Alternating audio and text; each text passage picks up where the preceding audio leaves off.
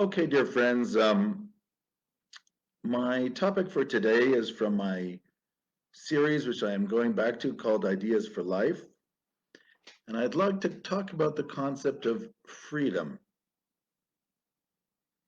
which is one of those concepts which is quite popular, but sometimes we don't always think about the meaning of it enough.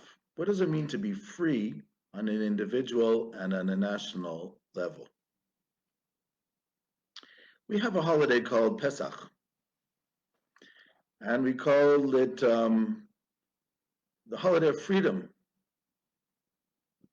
Zman Cherutenu, the time of our freedom, because we marched out of Egypt and we went from slavery to freedom. The symbol of that freedom in our Seder is the matzah, just like the symbol of the enslavement is the maror, the bitter herbs. And there's an interesting, I wouldn't say argument, but difference of opinion between the Maharal of Prague and Rabbi Kook. In what sense does the matzah represent freedom? So the Maharal says, well, when you have a leavening agent in the bread, so the leavening agent, or the chametz, is forcing the bread to enter a mold. So the bread's got to do what the leavening agent wants it to do. It has to enter that mold, whether it's going to be round or square or come out like a cookie in different forms. So that's what the leavening agent forces the bread to do. So the leavening agent becomes like the taskmaster, forcing this bread to do what it wants. Rabbi Kook says something similar but different. He says the matzah, the unleavened bread, without the chametz, without the leavening agent, can be itself. And that's why matzah represents freedom, because freedom is the ability to be yourself. So, what does that mean? The ability to be yourself. Well, from a national point of view, we understand it as no oppressor, so you can be yourself. But is it just an outside oppressor that stops you from being yourself? Sometimes there's psychological factors, both on the individual and the national level, which stop you from being yourself. Abraham Ibn Ezra, the 11th century Bible commentator, asked an interesting question. He says, when the Israelites left Egypt, now we know from the book of Bamidbar, in the book of Numbers, that there were at least 600,000 men between the ages of 20 and 60 who comprised the military. Of course, there were children, there were women, there might have been. Since there are at least as many women as men normally, and there are also children, there might have been close to 2 million people. Add to that the Arab Rav, the mixed multitude that came from Egypt, we're talking about close to 2 million people left Egypt. Now the Egyptians are right on their trail. And it says they had 600 choice chariots and all the chariots of Egypt following them. Okay, if you're saying there's 600 choice chariots, I'm assuming that all the chariots of Egypt are not 1 million, because there must be a relationship between the choice chariots and the amount of chariots. So let's say there were 600 choice chariots and 1,000 of the others, or even 5,000 of the other chariots, even 10,000 of the other chariots. So let's say there are 5,000 to 10,000 chariots which are running after the Jewish people. Let's say 5,600 very unique ones. But how many Jews are there, says Avraham Ibn Ezra? Close to 2 million? All they have to do, turn around, hold up a stick and a stone, and just stand together as a wall. What are 5,000 chariots going to do for 2 million people? They can't control them. They can't kill them. My goodness, you'll have 100 people on every one. maybe 1,000 people in every one. What could they possibly do to them? Why are they afraid? Ibn Ezra says, because they had learned to be slaves. And the slave, when he hears the crack of the whip of the master, he freezes. That's what it means to be a slave. It's a mentality. You can leave Egypt and still be enslaved to Paro. It's hard to break out of that mentality. When the Jews went through the desert, God decided that that generation had died in the desert. They couldn't come to the land of Israel because they wouldn't be able to be free. They wouldn't be able to deal with it. Of course, the punishment, of course, was because of the Meraglim, the spies, and the sin of the golden calf. But even so, and that's what Ibn Ezra said, that whole generation did not have the ability to learn to be free. So, what does it mean to be free? On the individual level, too. There are things that can keep me from being free, from being myself. Because as I said before, according to Rabbi Cook, to be free means the ability to be yourself. But that's not so simple. There are things that can hold me back from being myself. One of them is lack of confidence. I know what I want to do, but how can I do it? I don't think I can do it. Which connects us, of course, to also the fear of failure. Lack of confidence, the fear of failure, they go together. They are a couple that hold us back from many things in life. Sometimes the fear is not just of failure, but the fear of others. They're going to try to push me out. They're going to try to tell me I'm no good. They're going to try to smear me. Another psychological factor that can hold me back is ego and arrogance. But I should do that? I'm going to have to do all these things on the way, which are not things for me to do. It's for other people to do. When they do it, then I'll be ready to do what I want to do. So this type of thing can also hold me back, ego and arrogance.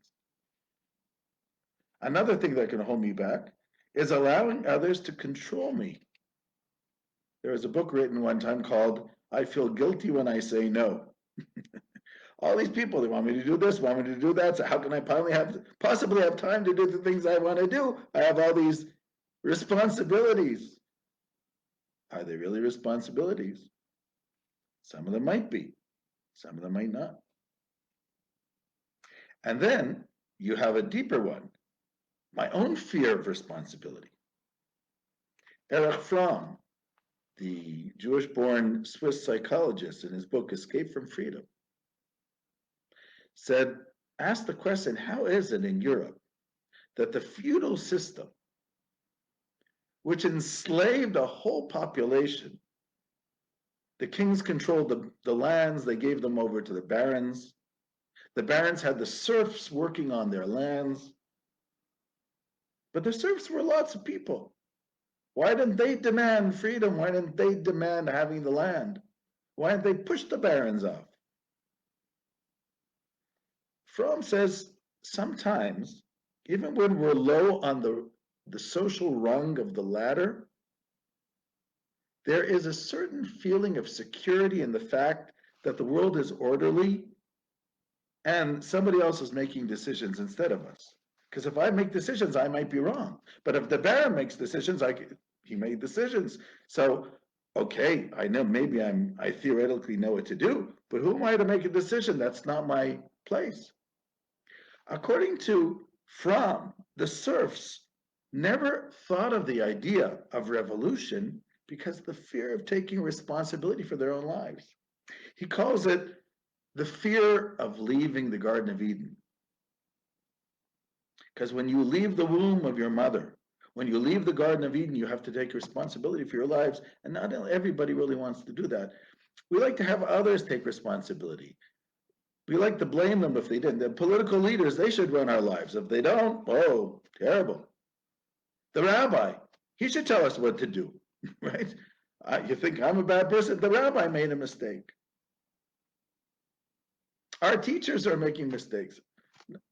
It's this fear of taking responsibility for your own life that also holds us back from actually being free.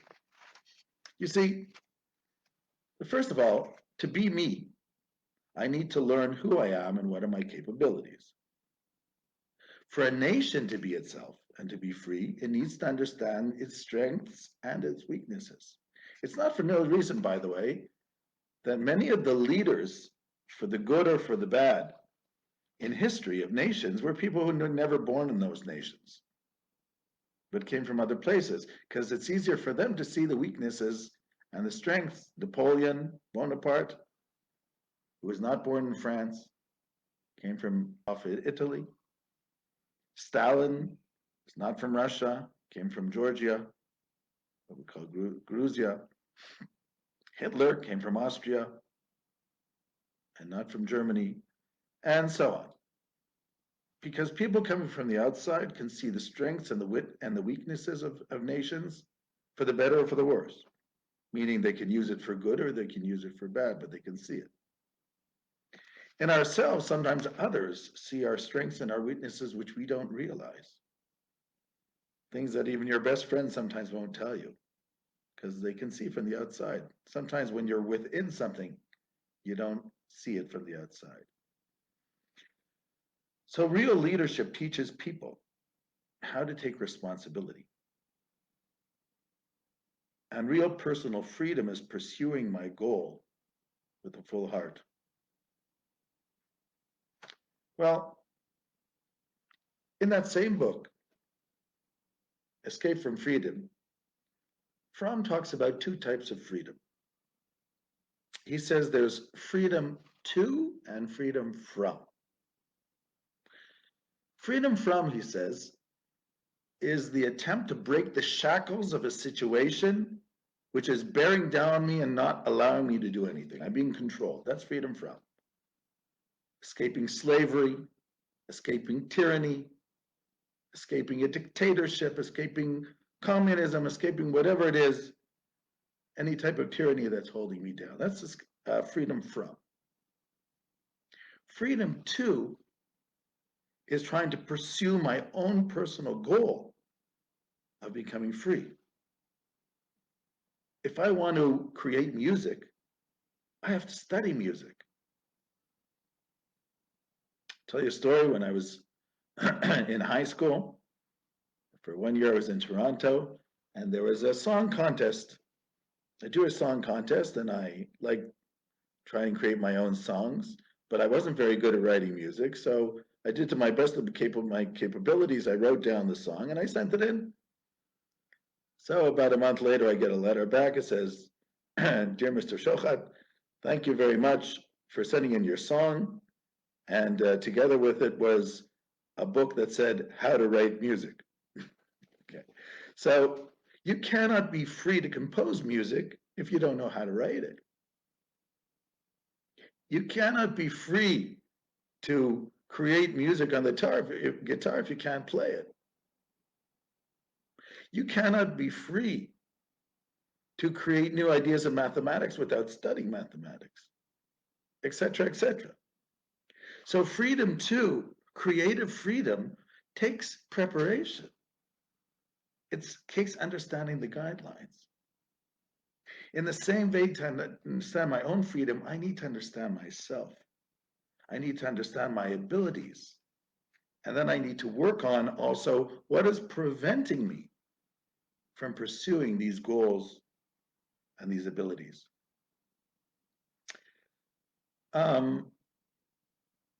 Years ago, in Montreal, there was a hockey player by the name of Wayne Gretzky, very successful hockey player, played for the Montreal Canadiens. And looking back at his career, he was interviewed one time on the radio, and they said to him, "Well, Mr. Gretzky, looking back, give me an example of one or two of the worst shots you ever took at hockey in the rink." Gretzky thought for a moment. He said, "My worst shots were the ones I never took." Sometimes fears hold us back from doing, and we don't do it all because maybe we'll do it wrong. Maybe we'll fail. No, of course you might fail. That's part of it. But you have to try. Because if you don't try, you've already failed. So it's very important then to take the shot. So making yourself free takes work. Making a society and a nation free takes work. It takes education because they have to understand their own identity as a nation and what positive elements can come out of that, especially here in Israel, where for us, Jewish identity, as Rabbi Cook says, as part of our nationhood, is also a concept of doing for others, meaning for the state, in the sense of the mitzvot, of building a society based on kindness and charity. Doing for yourself and making yourself free means understanding your capabilities, learning enough about yourself and your strengths,